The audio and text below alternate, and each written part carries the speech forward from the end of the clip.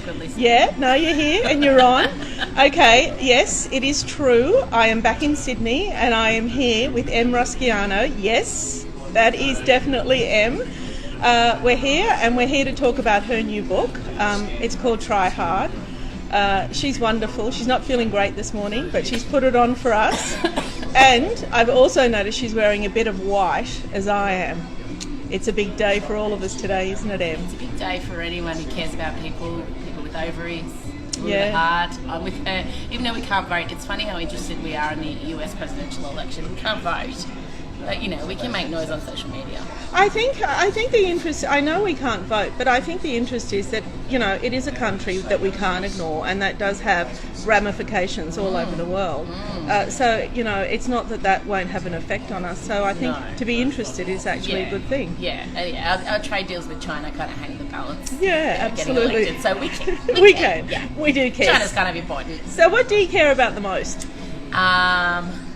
It's cliches. It sounds my children. Yeah. My two girls. I know. Obviously, world peace and all that stuff. But my kids. And I was asked the question, "Who do you write for?" And I had to think about that. It was subconsciously in my mind when I'm writing my words, and I realised it was my daughters. I want to shape the world that they're going into and help. We have that responsibility, don't we? Yeah. So anything I write or comment on, I'm hoping to shape where they're heading into adulthood. So look, they're 15 and 9. They're amazing. I've somehow landed two incredible kids. Do you know what I always say? The apple doesn't fall far from the Everyone tree. says that, but I don't know. I don't know. I mean, I really enjoy being a mother. I find it pretty easy because my kids are so easy, and we're a very open family, and everything's on the table, and their dad obviously does a wonderful job. He's with them now while I'm out parading and promoting your book. book. The hardest part, I've made this thing that I'm really proud of, but the artist and everyone I talk to is a creative, and having to go out and convince people to buy it is kind of soul destroying, but you have to do it. Well, it's not the convincing. It's more about people knowing Letting about them know it. it's out there. Yeah. I know, and I feel like I'm forcing myself from people. I feel like, So, but I'm doing it because this took me a long time, and I'm really proud of it. And the response has been one of those things where I've made something that's being received in exactly the way I intended. I'm getting lots of messages on Facebook and Twitter and Instagram, and my favourite thing is people are going into bookstores and putting my book across everyone else's faces, which is amazing. It's a great cover. Now tell me, how does somebody your age, you're not even 40, decide... 37, right, way old 40. How does a lovely 37-year-old decide that this is the time to write a memoir? How does that happen? Well, it wasn't really a memoir. I mean, we had to put it in a category. I would have gone with erotic fiction if I could have. Yeah. But it's not really a memoir. You can't make me laugh because then the camera shakes. You can't make me laugh because then I'll cough. All right. It's not a memoir, but they had to put it in that. But it is about your life. It's a collection of stories up to now. Yeah. So it's been a really crazy kind of life that I've had, from being an athlete to Australian Idol to the project to radio to stand up to being an author. So there's weird things happen, and I was doing my stand up telling the stories, and Simon and Schuster were like, we would like you to write those stories down and expand on them. So it's kind of how I got to now, I guess, because it's been bizarre, a series of right hand and left hand turns that I was not expecting. Yeah, and I know the book's called Try Hard, and that's obviously a play on word, but you have really achieved a lot in that 37 years. You have tried really hard. I really have. Look, obviously I was a put down in high school. It's the worst thing an Australian kid could be called, and I'm an ethnic kid. I mean, my dad was born in Italy, and I do put effort in. I put glitter on my maths assignments, and here it's considered a derogatory thing. You try hard. So in America you get celebrated for trying hard. Why do you think that is? It's hot poppy.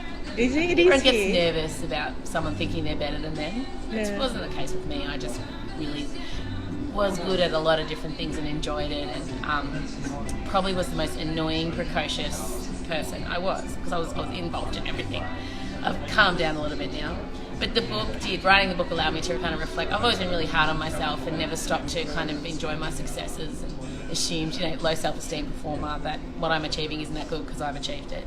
But I think the book allowed me to kind of take stock and go, okay, maybe I'll have a bit of a nap and just slow down a bit. So I've got so much more to say and do and experience. Obviously, I'm young, but yeah, these are the stories that I hope encourage other people.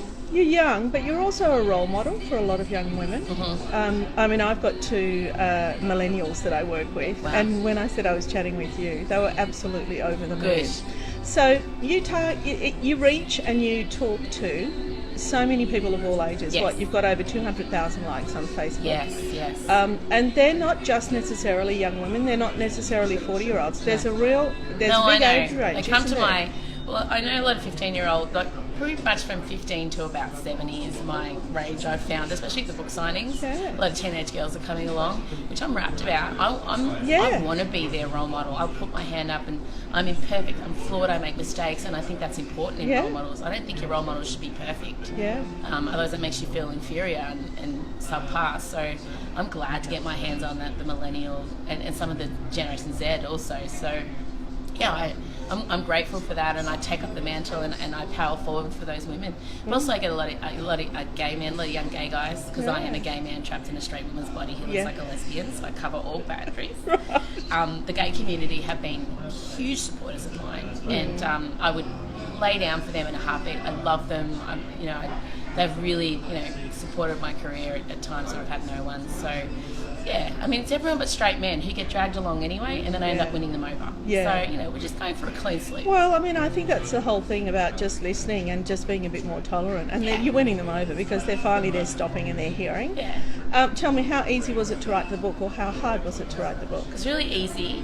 It was easy, it just came out? Yeah. Yeah. But it was really hard in that to write the traumatic chapters well. I had to go back and relive them. Yeah. And I really felt a sense of responsibility writing a book, because on the internet things are so fleeting and they disappear into the ether and you forget you've written them, and you can be flippant but with the book I felt a responsibility to make sure the words sat heavier on the page, and because this is forever, this is out there, and I found that I really concentrated on writing the things I would want my daughters to read. So it's great. A lot of mums are handing it to their daughters, which I love, and sons. But the content flowed. It's never a problem. When you read the book, you'll see I have a conscious stream of thought, writing style. It just comes out. Yeah. They kept... But that's who you are. In the editing, we were fighting over too many commas, because my editor's like, Em, we've got it. I'm like, no, I don't want a comma there. Stop putting commas in. So I wrote as I speak, and everyone says that it's like having me on their shoulder. So I really enjoyed it. I'm going to be writing more. When I joked about it, I'm actually going to have a crack at female erotica. So, oh, you are? Yeah, with a comedic twist. Okay, well, we'll look forward to reading that. Yeah. Now, I know we've got to wrap it up soon, but I just want to ask you, in terms of giving advice to young women out there, and I think today's a timely day to talk about women and young women. Yes.